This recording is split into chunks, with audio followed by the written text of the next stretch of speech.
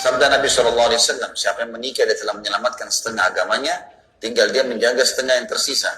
Karena setengah agama ini adalah masalah biologis. Laki-laki banyak yang rusak karena perempuan, perempuan banyak yang rusak karena laki-laki. Kalau sudah menikah, ada tempat pelampiasan, maka berarti secara otomatis dia akan aman setengah agamanya. Mintalah rizki kepada Allah yang berkah. Tiap pagi baca doa. Doa yang pernah Anda sampaikan di sini. 3 yang diminta.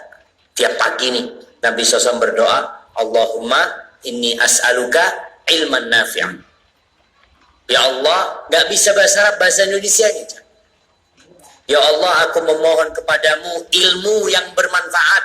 Yang kedua, wa rizqan thayyiban, minta rizki yang baik, yang berkah. Yang ketiga, wa amalan mutaqabbala, amalan yang diterima ya Allah.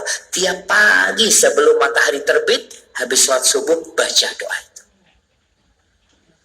Baik, barakallahu fikum. Kalau memang tidak ada pertanyaan, kita cukupkan di sini. Semoga kajian ini menambah ilmu, menambah ketakwaan, dan memotivasi kita untuk beramal ikhlas lillahi ta'ala. Subhanakallahumma wa bihamdika asyhadu an la ilaha illa anta astaghfiruka wa atubu ilaik. Wassalamualaikum warahmatullahi wabarakatuh.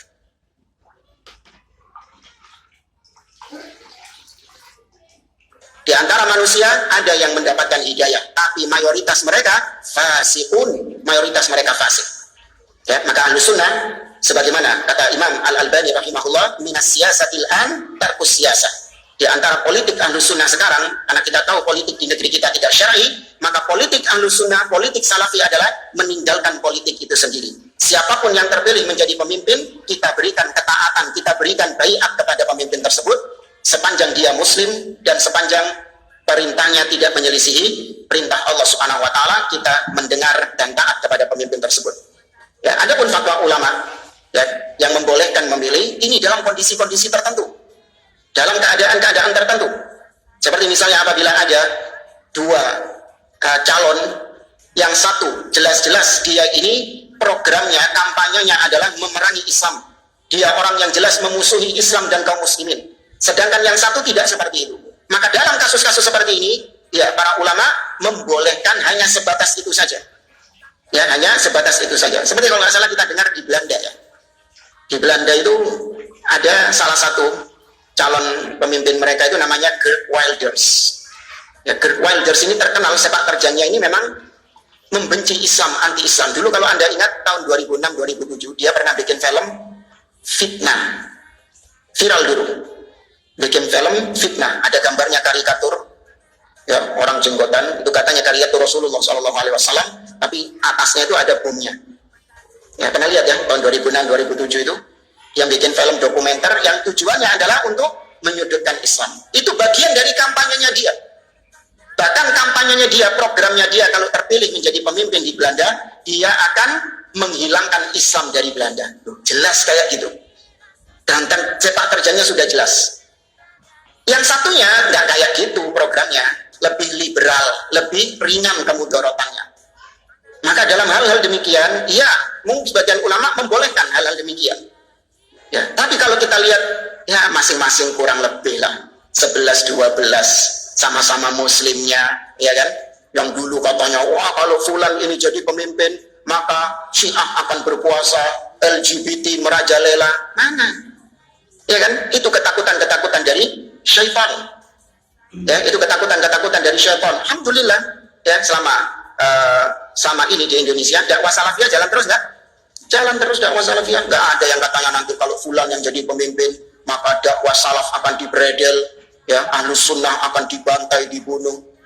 Nah, ada ini ketakutan mereka. Ya, ini makanya kenapa dahulu Belanda itu bisa masuk ke Indonesia, karena caranya ini dengan memecah belah David and Impera. Ya sekarang terpecah belah nggak? Nah 2019 terpecah belah, cebong sama kampret. Iya, geger, bahkan sampai ada yang nggak menyapa satu dengan yang lain. Iya, sekarang terpecah belah lagi. Ya, lihat Saudi Arabia dahulu ya.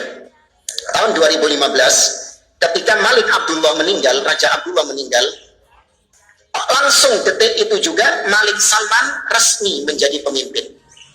Ya, hanya dalam selang waktu beberapa menit, ya detikan langsung meninggal, otomatis Malik Salman menjadi raja. Saudi malam itu sudah mendapatkan pemimpin yang baru, tanpa ada hiruk pikuk, tanpa ada pecah belah, tanpa ada kampanye debat, ya, tanpa ada baliho umbul-umbul di pinggir jalan, ya, tanpa ada panggung-panggung kampanye, nggak ada.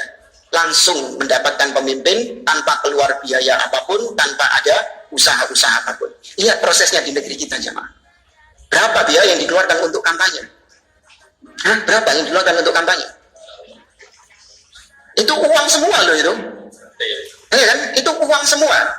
Kalau itu uang pribadinya, katakan kalau itu uang pribadi dia, maka dia menjual ini, menjual tanahnya, menjual rumahnya.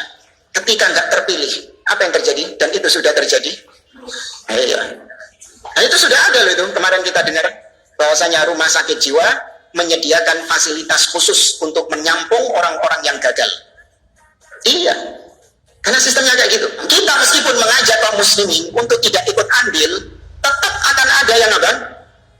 Akan ada yang ikut andil. Kita berdakwah, mengajak kaum muslimin untuk beriman kepada Allah. Jangan kemudian mengatakan, jangan nyuruh beriman Ustaz, gue uang kafiri entek. Wah, nanti kita dakwah ke kemana lagi? Kita dakwah ke siapa lagi? Ya, jangan mengingkari maksiat Ustaz. Karena kalau maksiat nggak ada, wah nanti repot. Ya kan? Kiamat sudah kalau maksiatnya nggak ada. Ya. Ini hal-hal yang kekhawatiran yang makanya kita belajar tentang ada iradah kauniyah, ada iradah syariah. Kehendak Allah kauniyah ini sesuatu yang buruk. Tapi dampaknya itu yang diinginkan sama Allah Subhanahu wa taala. Allah munculkan orang-orang yang bermaksiat bukan karena Allah mencintai kemaksiatan. Tapi dampak daripada kemaksiatan itu yang Allah inginkan. Gara-gara maksiat ada tobat. Allah cinta nggak sama tobat? Allah cinta sama tobat. Gara-gara maksiat ada amar ma'ruf nahi mungkar. Allah cinta nggak sama amar ma'ruf nahi mungkar? Cinta. Maka kemudian kita jangan mendukung maksiatnya. Kalau gitu kita perbanyak maksiat saja Ustaz. Ya, supaya lebih banyak yang bertobat, supaya lebih banyak yang amar ma'ruf nahi mungkar. Tidak. Ya, kita tetap pada syar'inya.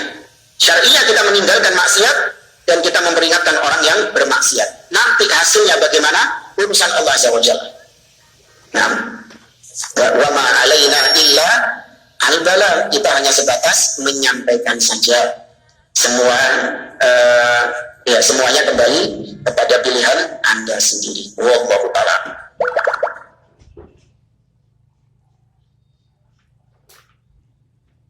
Ada seseorang teman-teman sekalian yang bernama Muhammad, terkenal sekali dengan kesolehannya.